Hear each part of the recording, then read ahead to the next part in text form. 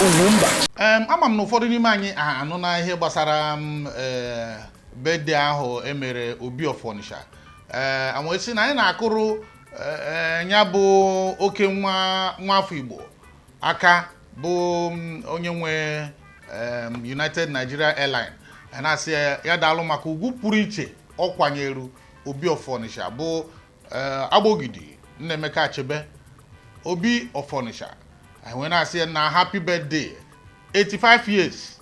85 years or 83 years, or na 85 ka pam ruru chinki ya we kpọ ya mgbe papa m dị ya bụ 85 ikekwe ọgbasighị ike ka nwoke ya bụ na Agbogidi bụ onye agoziri agozi. Anyị na-asị gị happy birthday, anyị wabụ ndị nọ n'ime Obi na-asị gị happy birthday. Mana e nwere ofu ihe na-enye anyị nsogbu n'ime Obi ya bụ ihe bụ enwenugoro ka eji nọkata mmadụ n'uru kepu na ọ bụ ihe ga-ekwu omume Saduana nke Sokoto ịbịa n'Ọka maọbụ n'Enugu mebede. Enwere etu ọ ga-esi bụrụ ihe ga-ekwu omume Emia Kano ịbịa mebede na Abakaliki ma ụmụ ihe nọ na Lagos a ndị isi eze ọdịnala gbanitere nọ na Lagos a Oni of Ife na ndị otu ya. Enwere etu ha ga-esi bịa n'Igbo bịa mee birthday. Onye ka anyị chọrọ itinye ọnụ maka na ọ dịzị ka gasị ikekwa ọ bụ na be anyị na-achụdo anyị ọsọ ka ọ gịnị. Ka m kpọbata Epetike onye otu m ka mụ na-etinye ya bụ okwu ọnụ maka atata unu gata afụ nke tọrọ bịachi. Epetike onye nke m nnọọ tata aga m tezughị anụ ka ụbọchị abụrụ mma gbam ọ mara mma mana nke tata ọ na-ewute m n'obi na-ewutezina mana ka onye dịka Obi of Onitsha ga-eji daa mmiri asaa ga-agụ asaa bịa mee birthday na Lagos. Kedu afọ ya nwanne anyị nwoke nke nwe United Air kwenyere ogwu pụrụ iche wee na-asị ahịzie mana ọ bụ na airport adịghị na Anambra enweghị ike ime ya na Anambra nke ihe mgberu na ofu mkpụrụ anya daizo onye anyị ji biri n'ala Igbo Obi of Onitsha anyị na-anụ maka ya bụ tron kamgbe ga ya nnọkọta ọbịawa Lagos bụ ime birthday o jikwa anya Ugwumba nke mbụ bụ na aka m asị na dị outdated with information. Outdated gịnị? With information cheru inform amụ ka mmadụ maka na onye ị na-ekwu ebe o mere birthday ya bụ na Deboro Hotel. Onye nwe Deboro bụ after this guy was one of the most handsome billionaire in Anambra State. onye nke nwe Stanel. Nke nwe Stanel ihe nwe ya bi. Exactly. Ọ rụrụ ya n'ebe na Lagos. Na ihe a na-ekwu bụ na ọ bịa Lagos. Ọ bụrụ ebe a nọ mee ka na-ekwu ịgbachite m anya. Ị na-achọ isi iburu tanks bunye United ebukwa in appreciation na demand 85 ka o ji wee name one of his planes after him which is 100%. Now no nchọrọ ịkọwa gị bụ that na Achebe bịa Lagos bịa mee because na Anambra State abaghị ya. Ịma na Achebe as Governor General o kwesịrị ịbụ with a first class chief enwere na Governor Anambra State enyeghị ekweghị enye ọnụ. Even a na-emefe na State House Governor Anambra State ahapụzi ka ọ bịa maka na Achebe with his might as chairman ndị egbe si gwara gọvanọ si ya nye itizi n'ọnụ n'ihe gbasara ihe ndị igbe maka na mgbe gọvanọ na-enyichichara Ifeanyị Ụba echichi senator ya so Rudo suspend the man na suspend ndị chief aghara ọ bụ na ikwu iyi akwa apụ ga suspend gị so the man rose and onye na-ekwukwonu emeke nwere ikwuru si na nna gị 85 nwa nna gị chairman many places ịmana the man bụ powerful shareholder na ikpughachiri m ya enwere ụfọdụ ihe ị na-ekwu na-aba m ntị mana nke anyị na-ekwu kịta na bụ mmadụ igbe bute ọgbaghara ibute na confuse maka ibute n'ogo confuse nna gị bụ 85 years nyanwa 85 ihe nna gị riri nna gị ọhụrụ village ka ọ nọ no gekwa ha ntị achọghịkwa m ịkọmpe ya na nna m ọ bụkwa ihe anyị na-ekwu ihe na-ekwu bụ na ana m eto Chineke n'isi ya na ọ gbachiri ike na nna m nwụrụ na 85 na mgbe ahụ na nya bụ onye okenye kacha okenye na ụmụnna anyị enwegoro otu o si mewe ihe a mana ịmago na nna m agaghị n'ụdị skuul ọ gara onweghị ụdị medical district onwe enweghị ụdị ego ahụ ọ bụrụ na o nwere ụdị ego ahụ mana ọ ga nọ ebe a comparison by the side ewedị mgbe eji akọmpe ya ihe na-ekwu 85 na nna gịnị ka ịchọkọ na ume nwoke m ọ dị m ka ị ṅụrụ nkwụ bịa ihe a achọghị m ka mụ na gị na-enwe ụdị okwu ọ bụ ha na ị ṅụrụ nkwụ na nke nwaanyị uri eji nwaanyị nye gị efe achọghị m ụdị ha ihe anyị na-ekwu bụ nke ịbanye nke ikwugoro bara m ntị m ji chọọ ka ị gawa na line ahụ ka a ghara iso okwu bụ na ị kwuru na ọ dị ka ọ bụ dị na ọ dị ka ọ bụ na gọvanọ Anambra steeti merie ọmanchụwunye ọ ga-agwa arọtọrọ ọmanchụwunye kama na o nwere ike na o merie na ụzọ abataghazi ọsị kama anụ ukwu na kwado kama ọ ga-abụ na okwu ọ bịawazie Lagos ọ ebe ahụ ka ị na-aga kwuru nke ahụ gawa hapụzi nke ọzọ ị na-akọ so Stanel Oye bụ because onye bụ chairman Deboro mbụ Igwe Achebe na-ekwu so abịa host oye na Lagos mbụ hotel ọ bụ chairman na ya so headman bịa mee na Lagos bụ because na Anambra abaghị ya mana mgbe ojebuga abịa host very very well mbụ ndị ma value ya mana gọvanọ Anambra steeti anabataghị ya so that's the problem ndị man ji eweba and ndị others na-ekwu nwere ugwu ọ bụ na ọ dịle Soludo possible ọ ka anapụgo this man certificate onye bụ na ọma ngwala tọrọ ya nụ mana ọ dị ya n'obi ka a mee ya ọma mmeniwe maka na amaara m ọkwa mana enwere a ga-eneche nkwụ anya tupu ị gakwuri ọmụ ọ bụghị nkwụ toro ogologo ịnọkọta ị ga-aga ikwuri ọmụ ịma mmenwe mgbe Babangida bịara kpuchie ụzọ amaghị m ka ime Enugu ọfụma enwere ụzọ bara n'ime 82 division n'Enugu ịba na 82 division ọ dị n'aka nne dị n'aka ekpe Babangida enwe mgbe emechara ihe gbasara Q Babangida wee sị na ekwesịghị ịdị na-agba n'ime military barracks na o kwesịrị ịbụ mmadụ agbazi n'ụzọ ahụ wee mechie ya hei Igwe Edward Nnaji bunu nwoke teghete wee pụtasịa nwoke m na ịma mmenie anyị mara etu esi atụ Babangida egwu mgbe ahụ ọ sie nwoke m na ịma mmenie na gịnị mere ka ị ga-eji bịa mechie ụzọ a eme protest eme ihe na tata emepere ya ana enwebeghị mgbe a nọkọtara asị na enwere nsogbu ya bụ na enwere ndị igwe ịmara ama nnọkọta ị gaa n'ebe ha nọ ihe nwata ji egwu bụ n'obi nne ka ọ nọ na-agada nne maka ọ ga ebe aha mkpọ ga-aga ya n'isi ya bụ na Soludo ama m nnọkọta ụwa shika ọga n'ebe mba sọsọ ihe a ga-emekwa bụ nke a na-eme and o mechaa ya ọ fọrọ ha afọ ịnọkịta na orito nke ahụ aga Igwe Nnaemeka Achebe achịrịkwa na-aga maka na igwe na-adịgide mana ebe ọzọ m na-eme ha na amaghị m ka ikwucha na ihe na-ekwu ka ebe ọzọ m chọrọ ka anyị nebe anya ịma na Lagos dịkwa nke ọ na-anaghara anyị ụmụ ihe ụfọdụ a na-eme n'ala Igbo ụkọchukwu ga-esi ala Igbo bịa Lagos bịa mee baza adị m chọọ na ndị bụ unu ndị Anglican ndị bụ unu nwere mbọchị unu ji ekpe chọọchị na Lagos imirikiti obodo ma ndị fada a na oruo baza nke ndị Lagos na-agụ a na-abịa mere ha baza nke ha iche asị na a na-eme harvest esi na ihe na main port ụkọchukwu nọ na village ọ bịa ka ụka mbọchị ahụ ga rent ya hall menta ihe ọ bụ na ndị Igbo na-eme dizim ka ọ bụ na Lagos bụ isi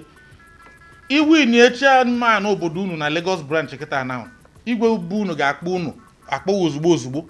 nye ọkwa pụrụ iche na kabinet jụọ kedu ihe ị chọrọ ka echie maka na ndị Lagos so na-akwalite obodo mana ebe nsogbu na-adị bụ na ọ dịzị ka a ga-asị anyị jizi Lagos mere ala Igbo irotekwa na enwekwara mgbe a na-agba nkwụ na Lagos ọ dịkwa m ka na-eme ya kịta a na-ebu nkwụ nwaanyị a na-ama akwamozu nwoke Imo steeti si ihe na tinye 15 luxurious buses buru ndị mmadụ bịa kama na mgbe ahụ a na-eme ihe na a na-akwa nne ọkpọrọ ha gwa na Lagos a bịa mee akwamozu si na enyigo onye nwụrụ anwụ na ihe a bụ akwamozu ya bụ na Lagos a dịkwana m ka ọ na-ewegherizi anyị a ga-akpa eseko home ka ọ gịnị ndị Igbo na Lagos jụrụ m I refuse to agree with you reason bụ na ọ bụ mgbe anyị nwere governors n'ala Igbo n'ala Igbo eme function mana kịta enwezi governors ihe nwere bụ traders sorry ihe nwere bụ political animals sorry political idiots ikwutakwa nke ga-atinye gị na nsogbu eso okwe ga-aba na nsogbu imekọtakwa ha kpuo nke a ga-eji kpọwa na fon si onye dị eto adị eto a nọmba m ga-adị switch off ihe mkwuru efuru nya gọvanọ anyị ụnụ anyị kọrọ none of you wants to speak the truth. You have a imobi. Mba ikwutere nke ahụ mana nke anyị na-asị n'oyi. At my age, nwa kịta nwe ha nwe n'oge. Mba nke na-enye m nsogbu bụ nke anyị na-asị idiot animal nke. Mba urutekwa na Showore nọ na prison kịta. Idiot. Ngwa tinye allegedly n'ime ma ọ bụ not allegedly. So our governors are very useful because when governors are useful, look at it. How can mgbe hapụrụ non-government they overrun southeast? Mmadụ adị ejezi ụlọ nne gị nwụọ ndị ị na-atụ ego ndị ụka ije kwa ndị ụka inye youth nye everything then ije settle ndị non-government ha bịakwa gị bill ego n'ihe weta gwa gị ha m na-ewasị ya akwa nne gị anyị nwere ike ịkwacha ya na eburu gị ma ọ bụrụ onye bịara nụ so ndị mmadụ bido gaba outside abịazie burial nwere ike late in the night onye sneak in bịa ụkọchukwu I say, praise the Lord, hallelujah. In the end,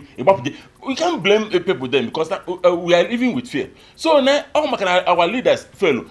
What that same dread came make them Olombe actually in election in Anambra State. So Ludo now raise Udogachi. How wipe out in Anambra and the other governors wipe out. Why the him since? Particular can lotari ofu.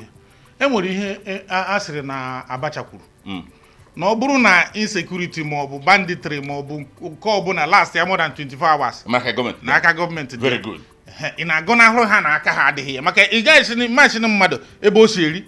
ị mara ndị ugwu merie n'ụdị na insecurity a na ihe a niile a na-eme na eji emerụ biznes ọ bụrụ na ime na nwere ike ụmụ ndị ekperima because ị mara kidnapping na-abịara mee oshi reduce maka na ọ ndị ahụ na-ezukwa oshi na amrobas a ka a kpọrọ jiri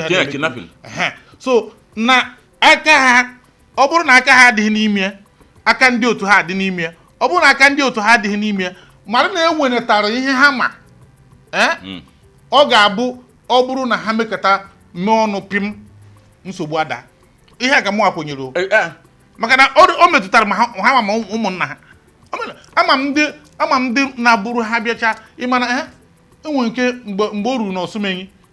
enwe abịara mgbe ahụ bịa buru ndị na-arụrụ ya ọrụ buru gbagharịgide n'ime ọhịa gbagharịgide and ka ha na-agbafekwe o police checkpoint dịchakwa n'ebe ha na-agbafe agbarụgide anọkọta ibusi etiwe egwu ihe tiwegide ticha ya sụcha ya ma ike egbe wee mechasịa na ihe eji hapụghị ndụ bụ ka ị ga gwa ndị Osumenyi na anyị abatago obodo wee tiwekwu ya ihe again nke ikpeazụ etiri ya bụ ka o ji bụrụ ndị ugwu Awụsa ka ọ kpọtara na-abịa arụ ọrụ n'ụlọ ticha ya wee hapụ ya ndụ ịma na ndị obodo ma ndị ọtụtụ obodo mma na-atụ ego na-ese ndịrị ndị unknown gọọmenti ahụ na akaụntụ nọmba dị na bank ọ bụrụ na ise ndị ha akpọghị na fon and phone number o ji n'aka ịmara na actually trace ihe o take gọọmenti bụ 5 seconds or highest 10 seconds pinpoint allocation. Na ọ bụrụ na o metụta onye nọ na gọọmenti mana epeti ka ọ dịkwa m ka ara ayụ ya na mụ na gị na-abụ ịma isi na nkụta ụtaba abawa ime ihe anyị na-ekwu okwu ya bụ mata na ihe anyị na-ekwu okwu ya bụ ihe gbasara birthday emere na Lagos ka mụ a na-ekwu okwu na m ekwenyeghị na onye dịka Agbogidi na birthday ya ga-abụ na Lagos ụfọdụ ekwu onye maka na onye a bụ ọjị na-abịa n'ala Igbo that throne ịnụkọtakwa imekwa ka m gwa gị eziokwu ka m kọrọ ofu akụkọ mgbe n'obodo m enwe mgbe a na-azụ igwe ihe dịka 70 something be 79 80 mgbe a zụrụ igwe ndị obodo anyị ewee megide akụkọ kọrọ na onye bụbu igwe obodo ahụ emechara merie na ya bụ igwe a sị na enwere mgbe o jere nga Jim obodo kwadoro ya mgbe ahụ akụkọrọ na Jim kpọrọ ya gaa n'ime taụn o wee gaa gbuo osiarị na kọt ka ọ na polisi ka ọ gịnị na anyanwama dịka okenye tọchachara na ya bụ igwe Moses Ogbodo ka o mechara bụrụ ejighị nga. Number 1 bụ na according to tradition ndị be anyị na ya bụ onye okenye tọchịchara onye ọbụla na amechi mgbe ahụ amechi jikọtara ọnụ mgbe ahụ ekwesịghị ịkrọs mmiri enwe mmiri dịbe anyị a sị na iru ha na that age in that position as the eldest man ekwesịghị ịkrọs mmiri ahụ ji m wee kpọrọ ọkụrụ ọsọ mmiri ahụ nsogbu wee daa ya bụ na ana m eche na enwere ihe ọzọ dị n'ọdịnala merụ na ị kwesịghị ịga ebe dị agha mana agharamiga dị na be anyị ụfọdụ ndị eze bi n'obodo oyibo onye eze na-achị kedu afọ obodo a dịdebere Igbo Ukwu kedu afọ obere obodo a dịdebere Igbo Ukwu ọ bụghị Ichida obere obodo ada anụkewa afọ ya aga m erute afọ ya kịta onye eze ha bi na Katsina ndụ ya niile ruo mgbe o ji emeghe ụmụọna emechara ọ dị m ka ya na Soludo nwere nsogbu ọ dị m ka maham ka chutere ka mere suspension afọ ịtọ niile o ji eme ọfala ọ natawa ndị na-anọ ebe ahụ ọkara ndị na-anọ ebe ahụ bụ ndị Hausa na Katsina ka obi na-achị ndị ụmụọna adị m akọ ndị emukwe maka na ndị m na-emezi ya ka nkụ adịkwa ama kema na ihe m na-ekwu bụ kwukwere ya ruo echi echeghị m na birthday Obi of Onitsha Agbogidi Nnaemeka Achebe kwesịrị ịbụ na Lagos. Yes, isi na iche ha mana obi nke m ka m kwuru ị ga-agba m katapọt who asked for your opinion? N'ikwe na anya biko nke kwenye ji nọ n'ime obi ọnụ nwaanyị na-eme ha na ịma ha na ịkụ ọmọkpọ n'ọnụ na shop ma na ọnụ ụmụ ga na-ekwu okwu anyị akụghọ nwere ihe nchọrọ ịgwa gị na Achebe mere Lagos because na gọọmenti adọ friendly enough can jog ịjụkwara na Anambra State government and governor abịara birthday ya on ha say happy birthday on he dey home of press release ya bụ ọkụkọ jeme birthday deri eziokwu ka ị na-agwa m ha life kana wogị na ọkọchị m birthday deri happy birthday nkịta ji ma deri happy birthday Igwe Achebe king of ụmụ mpempe kings a abịa na Nigeria o so na number 2 number 3 na-eme birthday governor Anambra State and government asị ha happy birthday others wish her well Mary na Lagos up to na happy birthday any digwe pia nwoke asị so gịnị ka na-akwefa any digwe ịkpọpụta ya ka eme ihe na ịma njụ adịghị egbo kịta ihe anyị na-ekwu kịta na ihe ọ pụtara bụ na njụ adịghị egbo nọ a na-adịghị mma mere o ji ebe ahụ dị ya mma maka onye ọbụla na-achọ itinye isi n'ebe ogwu dị cheru ịbụ n'obu ịma na mgbe emelu second year swearing of governor the man bịara mba Igwe Achebe I don't know now with invite or not ọ bịaluo ma ndị emiasi ebe ọzọ na ndị bịanụ wee kpọrọ fati ha na VVIP wee hapụ Igwe Achebe na crowd maka gị onye ahụ na-anya jụọ m ọzọ ịma na ebe hosturu ndị nke a dị iche na ebe hosturu Igwe Achebe hosturu Igwe Achebe host not nke ọnụrụ chara ya ka na wara onwe maybe oje mmapụ dị rie nri so ị na-ekwu the man as his age ọ karigo ihe na nkịta ekwu o nwere ihe mmadụ emeri ọ bụ don bisiri ọ gafe gị ekwetara m na ọ bụ na etu anọ mbịawa mmemme ofu bụ na mma mbịa na ọ bụ na ịkpọghọ m exactly mrute ebe ahụ ọ bụ ha na m ama mbanye ebe dị agha eji nwa ya n'ọrụ onwe m nri ego ole ka ị ga-enye m na mangote my brother mịa bụzi eru Agbogidi ji nke ya ọ na-abụghị nọọ dịka ọkpụkpọ oku nye nwa ịbịa dịkwete buru igwe bụ ịta ya down of course and mgbe onye a bidoro ren wee eche m na nwoke ma mgbe o bidoro fụwa ihe nwa eche m na nwoke ma aka nọ na secondary school ya bụ na irute ị kwesịrị ịkwanyere ndị okenye ugwu sọpụrụ nna gị na nne gị abụghị sọsọ ndị mụrụ gị n'afọ ọ tinyekwuru ma ndị tọrọ ndị okenye ndị ekwesịrị ịkwanyere ugwu including ndị eze ọdịnala maka na ọ bụrụ na ọ dị etu ahụ anyị mba Soludo imetaghakwa nke ahụ imetaghakwa ya ị kwesịrị ịga yọọ mgbaghara maka na ọkwụfụrụ ọchịchị anyị nọ n'ime afọ ịnọgwụ afọ ịtọ na ụma after 2 years ebido isik re-election ma onye anọchie na ndị nke aha mana ihe na-ekwu bụ na oche ya bụ temporal adịkwa ama and Peter Edochie kwuru one day sị na ọ na-abụ ha nọrọ ebe ahụ na-eko ọ dịka a ga-achị na ihe ha mgbe ha ritụziri ha na-ebugharị akpa na-achọ onye na-ekene ha enwe mmemme enwe akwamozu nga na Igbo na Enugu steeti ofu gọvanọ chiburu Enugu steeti wee bịa garị m n'ụka nwa mgbe na-agara onwe enweghị sụsọ ofu onye DSS ka onye ihe na bụ ihe bụ egbe soro ya n'azụ ọ na na-elota na mgbe nwoke a nọ n'ọchịchị na ndị a ama nkwedu mmadụ gị nso kpam nzi ndụ o weziri ewere eto esi be ndụ ego kịta ndị a da mana no condition is permanent epeti ka epiachi ọnọdụ aka anyị nado biko ndị be anyị na-epiachi ọnọdụ a like ngwara UGWUMBA blame homo Agbogidi the man at 85 ọ bụla anụ tata ebe biya ebe ha o kwesịrị this man chi ime birthday steeti emeri birthday mana ebe steeti kpọrọ ya n'imi onwe ndị na-recognize ya ji emere onwe birthday ebe sọrọ ya nọ ọ dị ka nkwu maka burial na be anyị burial nwere mgbe oru ichi ime burial ndị a na-achụgharị gị onye ọbụla chọba ma ndị na-eme n'Enugwu ma ndị na-eme na Lagos even ọ bakwuo na Kano jee eme burial ya bụ ndị odoro ego in conclusion nwere ihe ikwuru nchọ esi na ọ bụ na insecurity last for 24 hours aka gọọmenti dị ya ọ bụ ma kwuru ya Abacha mba Abacha ihe the right ejere m holiday na Canberra capital of Australia ihe nchọrọ iji okịta Canberra bụ ndị ebe Australia capital ha so ụlọ na Canberra kpọrọ okwu ụmụ ebe na-aga pụtara that place dey a little bit lonely a day that this place they insecure from 6 p.m. to 5 p.m. to 7 a.m. na criminals now operate here ngafe jebe na ejechi ihe azụ simba n'ihe ahụ Australia dị ha ka ebe deba ndị chọrọ ndị police luonzo police na ihe dị ebe ni kere ọsị na ha ama nsị agba na ta eti ndị police ebe a ka a na-eche ka ndị ka maka na ohi na-ezu na nsị ka a na-eche ka ndị ohi na ọsị m no na-enwe reason ọsị m na ọ bụrụ na hapụ ya achụọ ndị ohi n'ebe ahụ na ndị ohi aba na town na-akọ savok na ihe ji hapụ that place ka ha si ebe ahụ na-egbuchara ime m nwere nekita ndị so na-enwekwuru ya jegunle and also the well package well reserved everything they had so ebe bụ na gọọmenti ha nwere edere na sign ọ na-egbure gị n'ọnụ ga-asịkwa na agwa ha agwa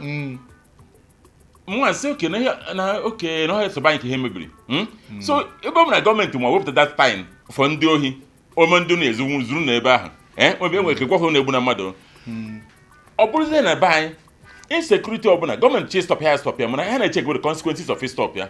so gọọmenti dị na sponsor ma Boko Haram mana sponsor ma non-gọọmenti na-anụ anọgide gọọmenti si oke na enough is enough ma ha ji egburu nwa gọvanọ ịchọ ka ihe a bie kịta insecurity bie ha ji egburu nwa gọvanọ ma bụrụ nwa ya nwoke na-ekwu gọvanọ ka ndị Abuja kpatakpata efu that they may call insecurity ebie gbada so ndị gọọmenti n'aka ha na anyị anyị asị ụnụ rụziela anyị before bụ ka a na-ekwu okwu I will build the house put right anyị achọrọ kụzi those one nye na insecurity ka anyị nwee ike n'ọkwa nwe obere spetenu ndị ọchịchị anyị tụmadụ Anambra steeti gọọmenti ka na-ayọ ọnụ biko ndị igwe unu emezi ha ka ha dịka apology fabro PA gịnị nke bụ na igwe nọgide chịrị akwa pati akụraka apụgachi ihe ya maọbụ chee ọ na-esogharị akpọ meeting na be gọọmenti house gọvanọ pụta ha nche na amaniche n'ụkwụrụ ọtọ na-akụrụ gọvanọ aka nwa obere esogwe na on your mandate we shall stand what kind of life ka anyị bi imechi pụọ 4 years desecrated that thing bụ throne